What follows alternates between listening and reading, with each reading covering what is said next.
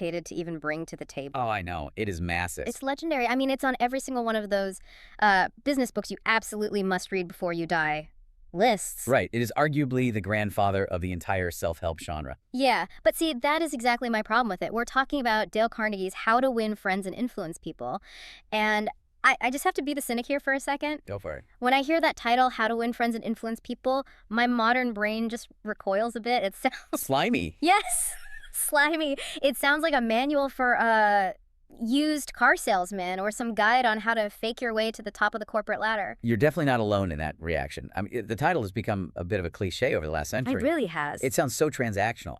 Like friendship is something you just, win like a carnival game. Exactly. It feels manipulative. But you insisted we go back to the source material today, specifically the front matter, the preface to the 1981 revised edition. Right, the one updated by Dorothy Carnegie and Arthur Pell. Yeah, that one. And that famous first chapter. And I will admit, once I actually started reading the history of the book, my perspective shifted a little. Carnegie wasn't writing this for sociopaths. He actually calls it human engineering. And that term, human engineering, is really the key to unlocking this whole deep dive. Carnegie wasn't teaching people to be fake. He was addressing a very specific gap in the education system at the time. Yeah. And to really understand why this book exists, you have to look at the research that sparked it. Which brings us to the stat that absolutely stopped me in my track. Foundation study. Yes. Wow. It comes from the Carnegie Foundation for the Advancement of Teaching. And they were looking at engineering, a field where you would... Technical skill is everything. Right. If you were building a bridge for me to drive over, I don't care if you're a nice guy. I just care if you know physics. You would think so. But the study found that even in engineering, a highly technical field, only about 15% of a person's financial success is due to actual technical knowledge. Okay, hold on. Let's drill down on that. 15%. That seems dangerously low. Are they saying competence doesn't matter? No, they're saying competence is just the baseline. The cost of entry. Exactly, it gets you in the door. But the other 85% of your financial success, like how high you climb, how much you earn, whether you're running the firm or just working there, that is due to skill in human engineering. Meaning personality and the ability to lead people. Precisely. So you could be the absolute smartest engineer in the room, but if you can't communicate your ideas... Or get anyone to work with you. Right, you hit a ceiling. And Carnegie backs this up with a quote from John D. Rockefeller, who was, at the time, the richest man in history. Oh, the sugar quote. Yeah. He said, "The ability to deal with people is as purchasable a commodity as sugar or coffee, and I will pay more for that ability than for any other under the sun." It's so interesting because we usually frame people skills as these, soft, fuzzy bonuses. Right. But Rockefeller's talking about them like raw materials, like steel or oil. Because they are the rarest resource. And that brings us to how this book was actually written. Because this wasn't just Carnegie sitting alone in a cabin in the woods pontificating about friendship. Right. The source material describes a process that was much more scientific. He calls it a laboratory. Yeah, it started as just a short talk. Then it grew into a 90-minute lecture. And eventually it evolved into these courses he ran in New York City for adults. And think about the context here for the listener. This is the early 20th century. These are adults, businessmen, engineers, salespeople. People who are terrified of public speaking. Or failing in business, yeah. And Carnegie would give them a rule to try out. He'd say, go home, try this on your wife or your boss or that difficult client. And then they would come back to class and report the results. Live feedback. It's essentially crowdsourced data. He spent 15 years testing these principles in a laboratory of thousands of adults before he ever put them in a book. It's a massive collection of field experiments. And he didn't even stop there. He hired a trained researcher to spend a year and a half just sitting in libraries reading biographies. Oh yeah, from Julius Caesar to Thomas Edison. They interviewed people like Marconi, FDR, Clark Gable. They were looking at how the greats handled human friction. He mentions they read over 100 biographies of Theodore Roosevelt alone. Which tells you something about how much Carnegie admired Roosevelt's ability to handle people. They were looking for patterns. Universal laws of human interaction. Okay, so we have the research, we have the why. But before we get into the actual stories, and we have some wild ones coming up involving gunfights and broadswords, We do. I want to touch on the user manual section. Because Carnegie gives some very specific and frankly kind of intense instructions on how you're supposed to read this book. He is adamant that this is not a passive reading book. It is an action book. He says if you're just skimming it like a novel, you are wasting your time. He says you have to read each chapter twice before moving on.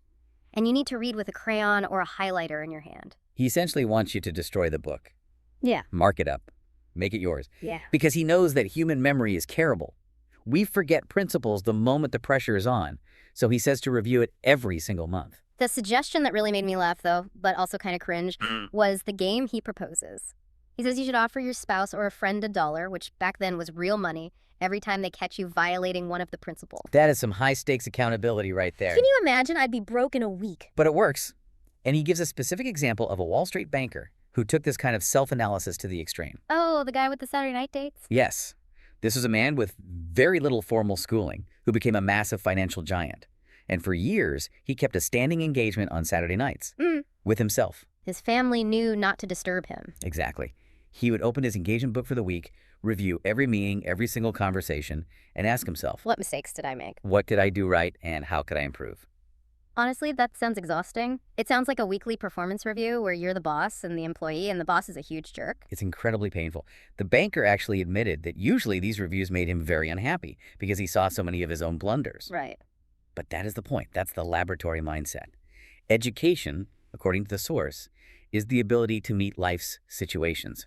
You have to be willing to look at your social interactions as data. Not just things that happen to you. Exactly. So let's look at the first piece of data. Part 1, Chapter 1. The core principle is, if you want to gather honey, don't kick over the beehive.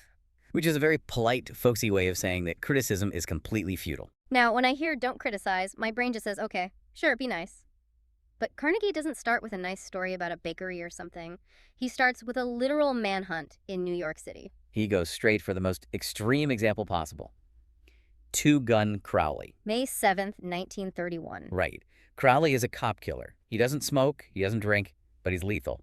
And he's trapped in his sweetheart's apartment on West End Avenue. And the scene Carnegie paints is so cinematic. You've got 150 police officers surrounding the building. They've cut holes in the roof to drop tear gas. They've got machine guns mounted on the surrounding buildings. It is a war zone. 10,000 people are watching this siege happen. And in the middle of this chaos, while he is literally bleeding from gunshot wounds and firing back at the police, Crowley sits down to write a letter. A letter addressed to whom it may concern. And this letter is the smoking gun of Carnegie's entire argument. You would expect a manifesto of hate, or maybe a confession. Right, something angry. But Crowley writes, "Under my coat is a weary heart, but a kind one that would do nobody any harm." I'm sorry, a kind heart.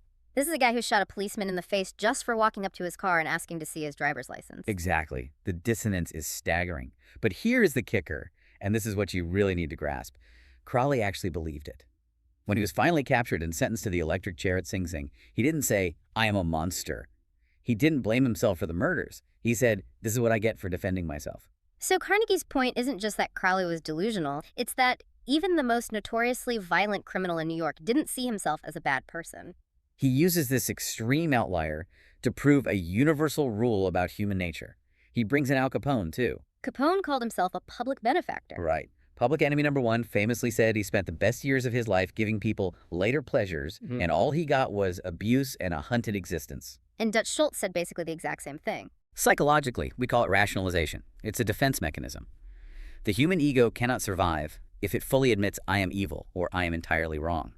So it twists reality to make the self the hero of the story. Carnegie actually quotes Lewis Laws here, right? The warden of Sing Sing prison. Yes, Laws said that very few criminals regard themselves as bad men.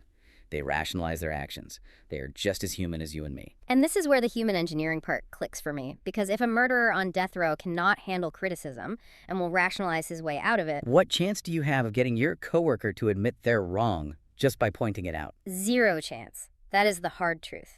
Criticism puts people on the defensive immediately. It forces them to entrench themselves in their position just to save face. It doesn't change their mind. It just makes them resent you.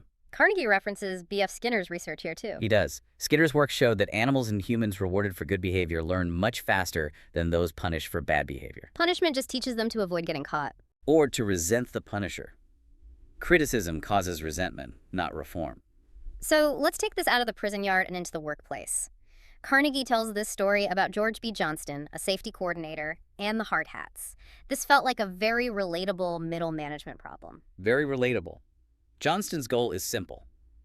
He needs the workers to wear their hard hats so they don't get killed on the job. Right, and his first instinct was the authoritarian route. He'd see a guy without a hat, point to the rule book, and order him to put it on. Which technically works in that exact moment. The worker puts the hat on. But what happens when Johnston walks away? They immediately take it off. And they probably complain about him to all their friends. Right. It created sullen acceptance. So Johnston decided to run an experiment. The next time he saw workers without hats, he didn't scold them. He asked them if the hats were uncomfortable. Yes. He asked, with a genuine tone, if the sizing was wrong. He empathetically reminded them that the hat was just there to protect them from getting hurt. He made it about them, not about his authority. And the result? Compliance went up and resentment went down. He stopped kicking over the beehive. He actually quotes John Wanamaker, the department store magnate, who said, "I learned 30 years ago that it is foolish to scold. I have enough trouble overcoming my own limitations." That takes a lot of self-awareness. It does. And that phrase, kicking over the beehive, leads to one of the biggest cautionary tales in the book, the political feud between Theodore Roosevelt and President Taft. Which is a tragedy of a friendship, really. I actually didn't know the details of this before reading the source material. Just a reminder to the listener, we are looking at this purely as an example of human behavior and not taking any political sides here. Right, purely historical human engineering. So Roosevelt and Taft were incredibly close. Roosevelt practically handed the presidency to Taft. Yeah. But then Roosevelt goes off to hunt lions in Africa, comes back, and decides Taft is running the country all wrong. And because it's Teddy Roosevelt, he doesn't just write a polite note. He goes scorched earth. He criticizes Taft endlessly in the newspapers. He attacks his policies. He ends up splitting the Republican Party right down the middle. It's a massive political war. And what was the result? Did Taft say, "You know what, Teddy? You're right, I'll change"? No. Carnegie describes Taft weeping. He just wept and said, "I don't see how I could have done any differently." Criticism didn't change Taft, it just broke the relationship. And the political fallout was massive. Because of the split, Woodrow Wilson won the election, and the entire course of history changed. All because Roosevelt couldn't hold his tongue. Carnegie calls criticisms homing pigeons. Homing pigeons. They always return home. That image really stuck with me. You send this bird out, this critique, and you think it's gone. You think you've solved the problem. But it just circles back and pecks you in the eye. Exactly. The person you criticize will justify themselves and condemn you in return. Look at the Teapot Dome scandal. Oh, right. Albert Fall in Harding's cabinet. Fall took a bribe. It was a massive scandal. But when he was accused and condemned, did he repent? No. His wife actually screamed that he was the one who had been betrayed. The homing pigeon always comes back. Always. But, and I think this is really the most important part of this deep dive, Carnegie doesn't pretend that holding your tongue is easy. He doesn't just say, "Hey, be nice." He shows that even the most patient figures in history had to learn this the incredibly hard way. He uses Abraham Lincoln as the ultimate example here. Right, because we all have this image of Lincoln as the saintly, stoic figure with malice toward none, with charity for all. But young Lincoln. Young Lincoln was an absolute troll. He really was. Living in Pigeon Creek Valley in Indiana, he didn't just criticize people verbally. He wrote these mocking poems and letters about people and dropped them on country roads where he knew someone would find them. He got a kick out of humiliating people. That is so petty. It is. Yeah. And it almost got him killed. In 1842, when he was a lawyer in Springfield, he wrote an anonymous letter to the Springfield Journal mocking a politician named James Shields. And Shields was vain, sensitive, and very proud. The whole town roared with laughter at this letter. Shields found out Lincoln wrote it, tracked him down on horseback, and challenged him to a duel. A literal duel to the death. Now, Lincoln didn't want to fight. He was entirely opposed to dueling. Yeah. But in 1842, you couldn't just say no without completely destroying your honor and your career, so he had to accept. But because he was the one challenged, he had the right to choose the weapons. This is my favorite detail in the entire text. He didn't choose pistols. No. Lincoln had very long arms, so he chose cavalry broadswords. Broadswords. It's ridiculous. It is pure psychological warfare. He actually took lessons from a West Point graduate, and on the day of the duel, they met on a sandbar in the Mississippi River. Just imagine this scene. Yeah. You have Abraham Lincoln, 6'4", standing there swinging this massive sword, chopping branches off a willow tree, just to show Shields his reach. He's terrified him. It worked perfectly. At the very last minute, the seconds the guys managing the duel jumped in and stopped it. They realized this was going to be an absolute slaughter. So they didn't fight. But that moment on the sandbar completely changed Lincoln. It terrified him. He realized that his wit, his criticism, his desperate need to be right, almost cost him his life. Carnegie says that was the turning point in his life. He never wrote an insulting letter again. Never ridiculed anyone again. And later, during the Civil War, when he was dealing with generals who were incompetent generals like McClellan, Pope, Burnside, who were blundering and literally costing thousands of lives, he didn't lash out. Right. When General Meade failed to pursue Lee after Gettysburg, which was a mistake that arguably extended the war, Lincoln was furious. He wrote a letter of harsh criticism. But he never sent it. They found it in his papers after he died. He knew that sending it would only make Meade defensive. It wouldn't fix the army, it would just break the general. He said something like, "Don't criticize them. They are just what we would be under similar circumstances." That is a massive leap in empathy from the guy dropping mean poems in the dirt. It's the shift from judging to understanding. And that is really the core of this first chapter. Carnegie isn't telling you to ignore bad behavior. He's telling you that criticism is a broken tool. It just doesn't fix the behavior. It's like trying to put out a fire with gasoline. Exactly. Yeah. It wounds pride, hurts their sense of importance, and creates a resentment that can last a lifetime. So let's bring this back to the listener. We've gone from two-gun Crowley bleeding in an apartment to Lincoln swinging a broadsword on a sandbar. But most of us aren't dealing with duels or sieges. We're dealing with late reports, messy roommates, or kids who just won't do their homework. The psychology is exactly the same, though. Yeah. The minute you attack someone's pride, they stop listening to you and start defending themselves. So what's the alternative? If I can't criticize, do I just let people walk all over me? No. You do what the safety coordinator did. You switch from judgment to curiosity. Instead of saying you're wrong, you ask, why? Why did they do it that way? What were they thinking? You try to understand the rationalization before you try to break it? Right. Understanding is vastly more profitable than condemnation. You get better results, like the hard hats, when you work with human nature rather than against it. It sounds simple, but it requires a ton of self-control. It requires deep character. As Thomas Carlyle said, a great man shows his greatness by the way he treats little men. That is a solid place to land. It turns being nice from a weakness into a serious flex. It is the ultimate flex. So here's the thought I want to leave you with today. We started this deep dive being super skeptical of the title, but the research shows that even Al Capone believed he was a public benefactor. If the most notorious gangster in history couldn't admit he was wrong, what makes you think your sharp comment is going to suddenly enlighten your coworker? It raises a really uncomfortable question. If you can't change other people through criticism, and it only makes things worse, perhaps the only person you can truly change is yourself. And according to Carnegie, that is where the real engineering begins. Thanks for diving in with us.